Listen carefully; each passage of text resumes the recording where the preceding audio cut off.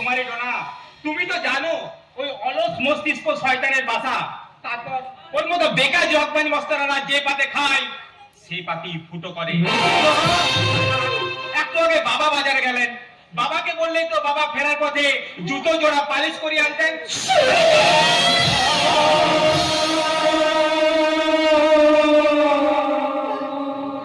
মাননীয় দর্শক মন্ডলী, এতক্ষণ আপনারা শুনলেন এক প্রখ্যাত মাস্টার মশাইয়ের সুযোগ্য সন্তানের কণ্ঠে একবিংশ শতাব্দীর সেরা সংলাপ। না, এই সংলাপ শুনে আপনাদের দুঃখ পাওয়ার কোনো কারণ নেই, বরং এই সংলাপের কথাগুলো খাতায় লিপিবদ্ধ করে রাখুন। তাতে হয়তো দিনের শেষে এটা বুঝতে পারবেন যে আধুনিক সভ্যতায় কোন বারুদের স্তূপে আমরা বাস করছি। তোর বাবার একটা সীমা থাকা উচিত।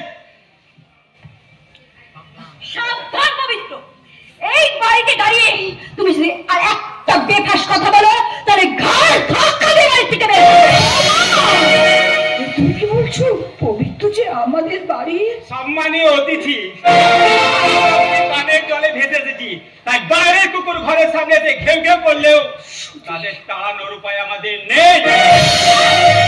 ভালো করে কান খুলে শোনো, এটা ভদ্রলোকের বাড়ি, আর এই ভদ্রলোকের বাড়ি কোনো ভদ্র অতিথি আসলে তার সম্মান সে নিশ্চয় পাবে, কিন্তু কোনো চকচকে পোশাক পরা কোনো অভদ্র এই বাড়িতে আসলে কিছুতেই ঠাই হবে না। কথাটা মনে রাখবে। হ্যাঁ, ডোনা ঠিক কথা বলেছে। এটা প্রথম দিন, তারপর ডোনা এবারে নতুন বউ, তাই বিশেষ কিছু বললাম না।